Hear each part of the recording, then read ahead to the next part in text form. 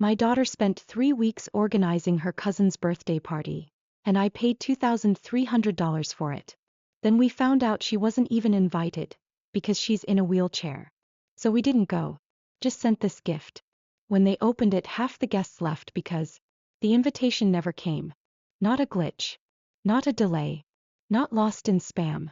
Everyone else got theirs. The big animated email with dancing animals and jungle drums and "You're invited," flashing like it was the Oscars. My son got one. I got one. Even my ex-husband, who hasn't shown up to a family event since 2019, got one. Mia didn't. She checked her inbox like it owed her money. Every hour. Before school, after dinner, sitting in the car at Target.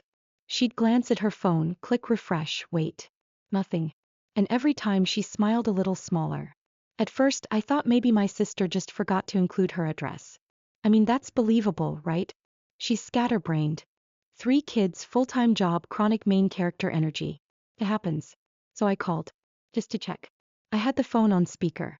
Mia was in the kitchen with me, folding little paper napkins into triangles for the party table. She was so proud of her work. Said she wanted the party to look fancy but chill. My sister picked up right away. "Hey," I said, casual, like this wasn't going to be the moment that broke something in both of us.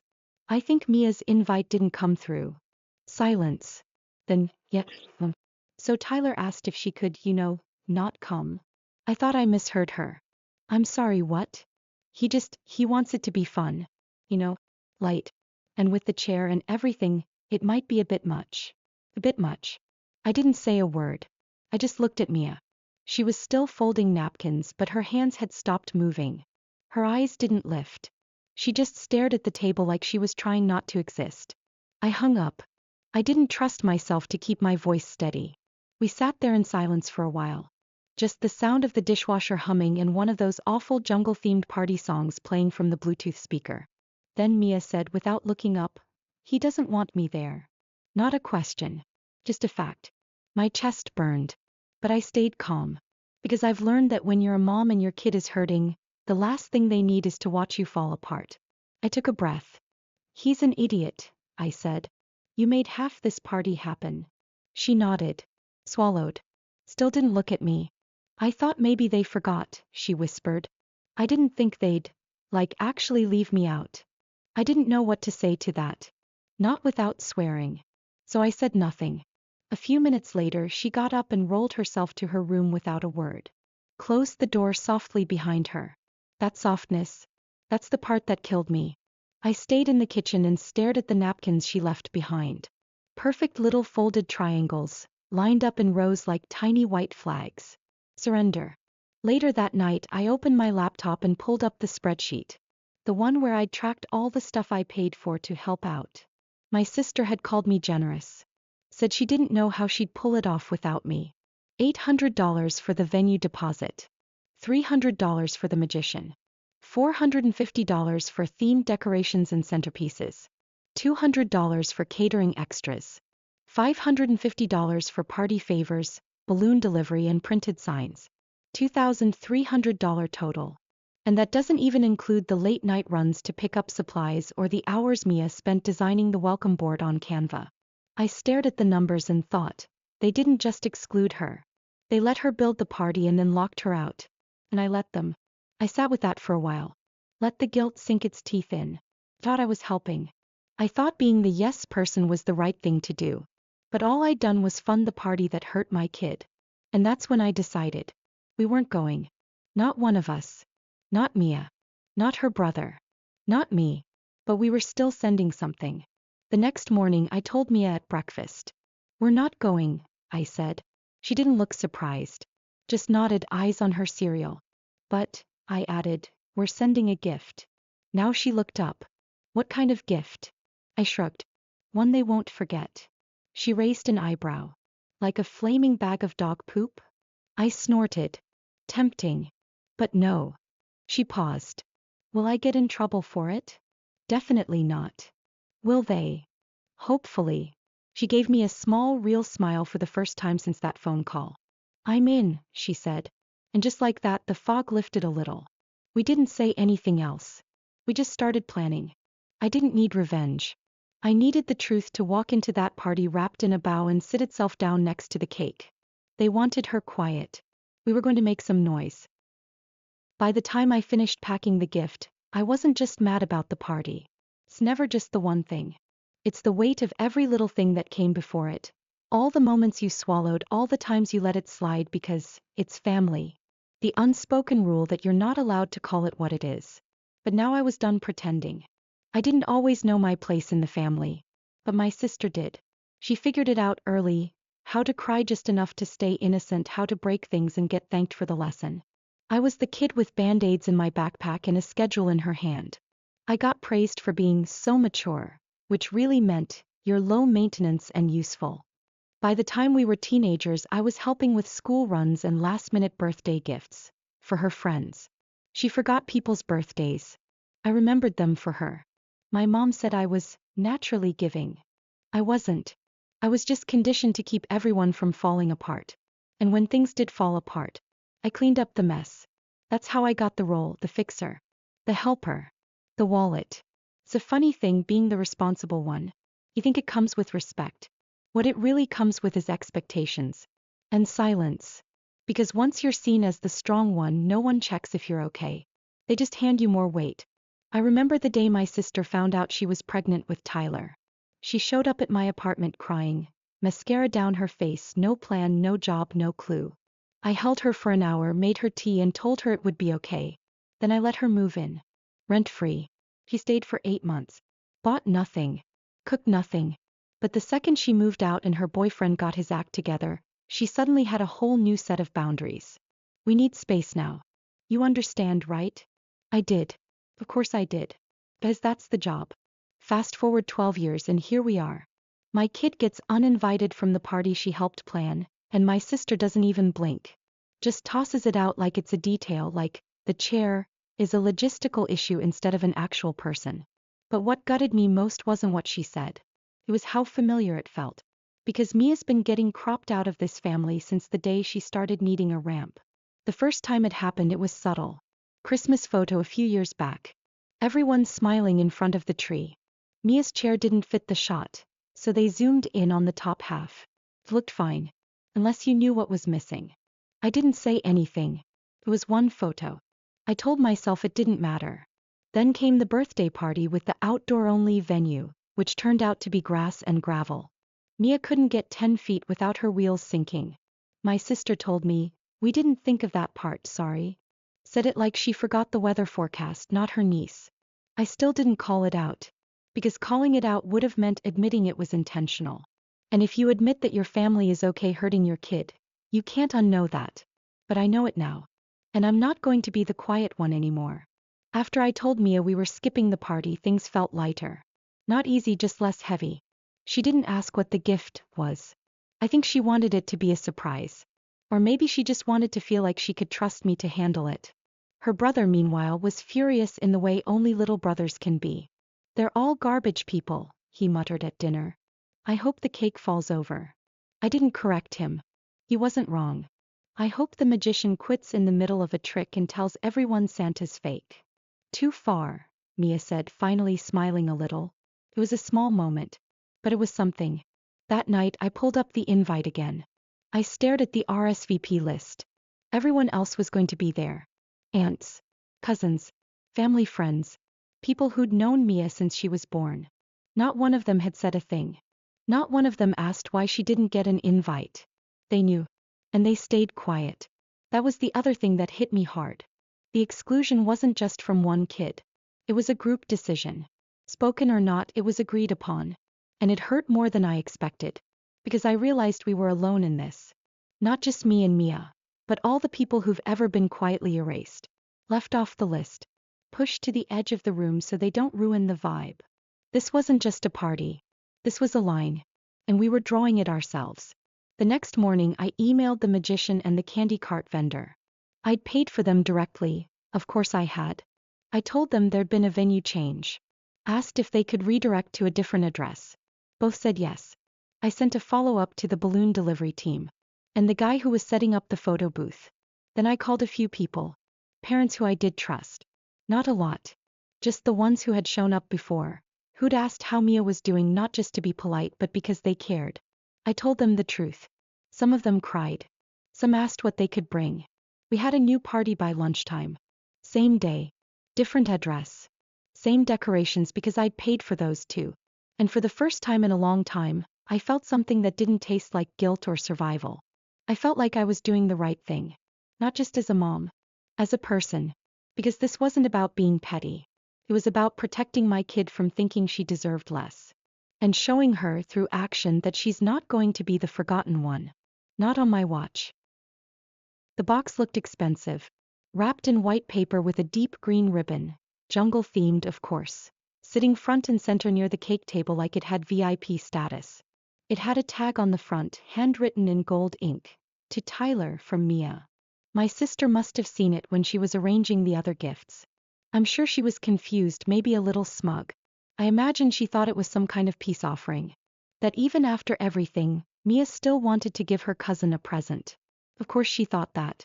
People like her always assume kindness is submission. But the thing about quiet girls is they grow teeth.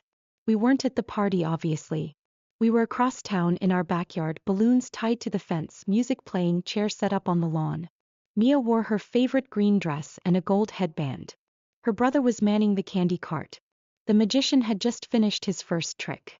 We had lemonade in mason jars, kids running around, actual laughter. Kept checking my phone. I wasn't sure when it would happen, but I knew it would. I just didn't expect it to be so fast. At the real party, the one I paid for, the gift table was packed. But the box from Mia was different. Bigger. Shinier. Intentional. At some point someone must have asked about it. Probably a kid. They always notice the biggest present first. What's this one? Oh, that's from Mia, my sister must have said, probably a bit tight-lipped. Probably with a fake smile. Oh cool. Why isn't she here? Awkward pause. She couldn't make it. Someone inevitably decided it was time to open the box. Inside, a single tablet. Fully charged. Press play. So they did. The video starts with a soft piano melody in the background. Then a clip of Mia at the kitchen table, carefully assembling the goodie bags. Then her voice, calm and clear. Hi, I'm Mia. I helped make a lot of this party. I picked out the candy. I helped design the signs. I tied the ribbons on every single jar because I wanted everything to look amazing for my cousin. Cut to her holding a jar and smiling. I was really excited to come. But I didn't get invited. Because I use a wheelchair. Gasps. That's not an exaggeration. I've seen the video now. Multiple times. You can hear it. A few soft, oh my god whispers, someone saying, wait what? A dad in the background mutters, you've got to be kidding me. But the video keeps going. Mia again, still calm but a little more serious. I didn't want to make a scene. I just wanted people to know what happened. Because if it happened to me, it's probably happened to other kids too. And then the kicker. If you believe every kid deserves to feel welcome, we're having our own party today. There's food and games and music. And everyone's invited. Even if you're different. Especially if you're different. The screen fades to black. Then one line appears. Address is on the back of the tag. The silence afterward was heavy. And then it broke. Not into laughter. Into movement. First, a couple of parents started whispering. Then one mom said, loud enough to be heard, wait, she wasn't invited because of her wheelchair? Another added, she helped plan the party. Then a dad, I thought she was sick or something. This is messed up. And then slowly one family got up and left. No drama. Just packed up and walked out. Then another. And another. Kids started asking questions. Why wasn't Mia invited? Did Tyler not like her? Wait, didn't she make the name tags? And then one little girl said loud and clear, that's mean. I almost felt bad for my sister. Almost. But here's the thing. You don't get to exclude a child and then play victim when the truth shows up in high definition. The best part? The magician never arrived. The candy cart? Not there either. Because they were in my backyard. With us.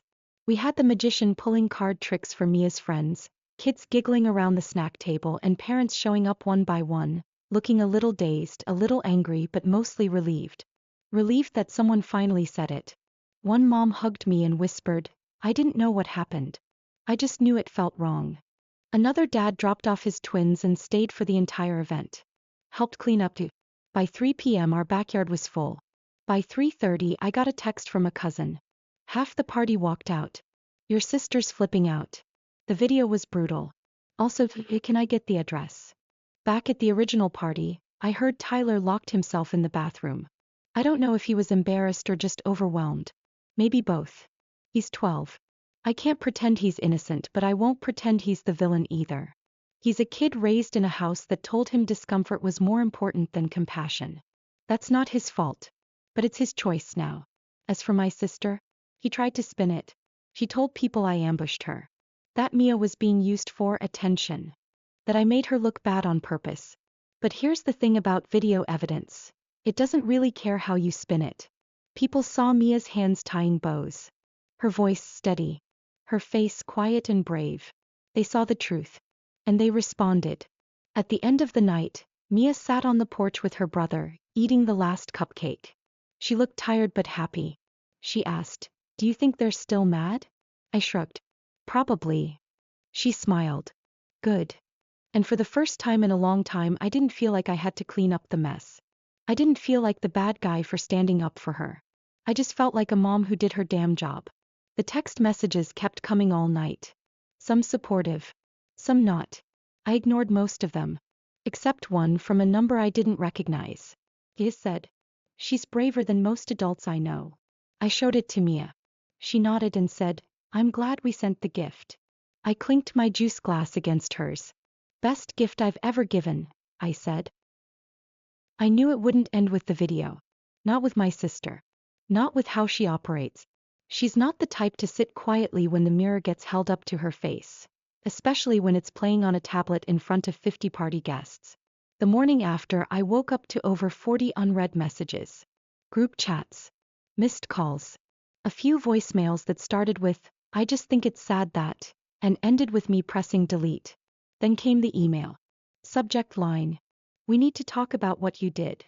I didn't open it. Didn't need to. I already knew what it would say. Something about how I attacked the family, ruined Tyler's special day, and made a public spectacle out of a private misunderstanding. Because that's what she does. He spins. She reframes. She makes herself the victim of the mess she caused. But what I didn't expect, what caught me off guard, was the second wave. The lies. She started telling people Mia faked being uninvited. That she was always on the list. That it was just a scheduling mix-up, blown out of proportion by my emotional instability. Her words. She told extended relatives I manipulated the video. That it wasn't Mia's idea. That I made her say those things to humiliate Tyler. Then she really outdid herself. She told a few mutual friends that Mia was going through a phase and acting out for attention. And that her disability had become a personality. That one nearly sent me through the roof. I thought about calling her. About writing a long response with all the receipts, the text logs, the absence of an invite, the recorded call. But I didn't. Because I knew something she didn't. When you lie in a house full of windows, you don't get to scream when the truth comes knocking. And it did. Turns out kids talk. So do parents. One of the moms who'd been at the party posted a long note in a private parenting group on Facebook. She didn't name names, but she didn't have to. It was about how we talk to our kids about exclusion, how easy it is to justify cruelty when it's dressed up as the vibe, and how silence makes you complicit. That post got shared. A lot. Someone else posted a clip of the video with the caption. She helped plan the party. Then she wasn't invited. That one. The comments were brutal. She's 12 and handled it better than most adults. I would have burned the whole party down. This is what ableism looks like in real life. Subtle. Dismissive. Casual. And disgusting. Tell her she's a hero. My sister tried to clap back. Made a few vague posts about false narratives and toxic behavior disguised as advocacy. Didn't work. Because the thing about public sympathy is that it only works when people still believe you deserve it. He finally texted me 3 days later. He went too far. We could have talked. But now it's beyond repair. Hope you're happy. I stared at it for a long time. And then I replied. You uninvited my daughter from her cousin's birthday because of her wheelchair. You lied about it. Then you tried to make her look like the problem. We're not beyond repair because of what I did. We're beyond repair because I finally stopped pretending you didn't mean it. Walked. Done. I didn't need to hear anything else. And I didn't owe her anything. But she wasn't finished. A few days later, Mia came home from school with a tight face and watery eyes. Tyler told people I edited the video to make him look bad, she said, dropping her bag. And that I hacked his mom's email and deleted my invite. She wasn't crying.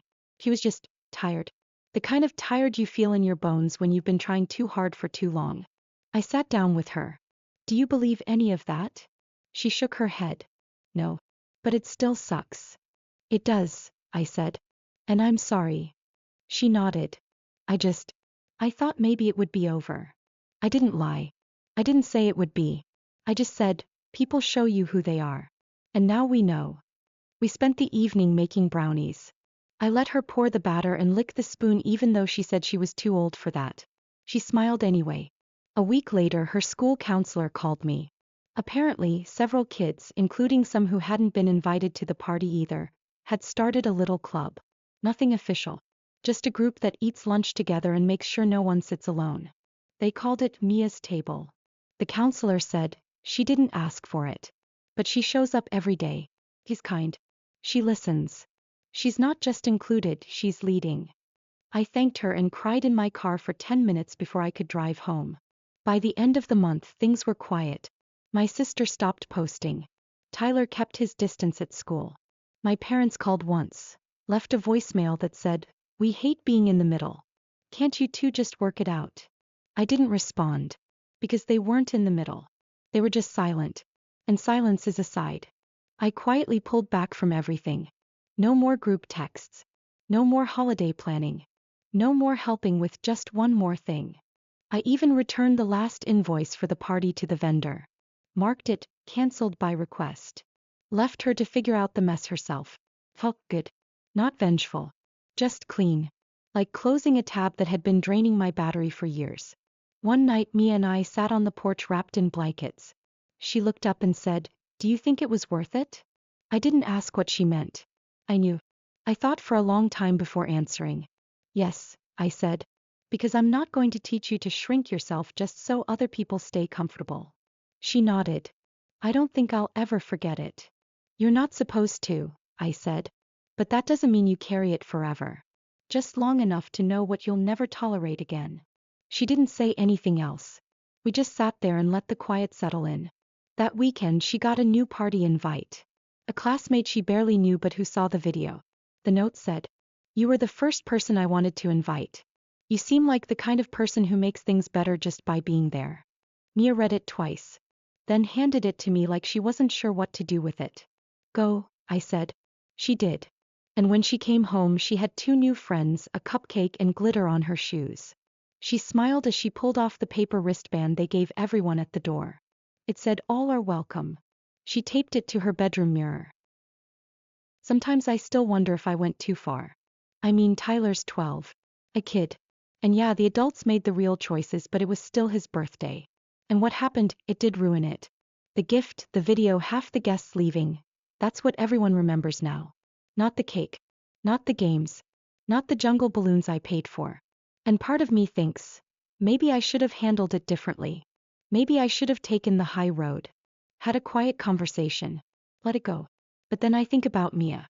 How small she looked when she realized she wasn't invited. How hard she tried to smile. How long she worked on those party favors, not knowing they'd never even make it to the table. And I think, if I had done nothing, if I had stayed quiet again, what would I be teaching her? That kindness means letting people treat you like you're disposable? That being polite matters more than being seen? That her place at the table is always optional? I couldn't do that. Not to her. So I wonder, did I go too far? I'm really curious. What would you have done? Let me know in the comments. And if this story hit you even a little, go ahead and subscribe.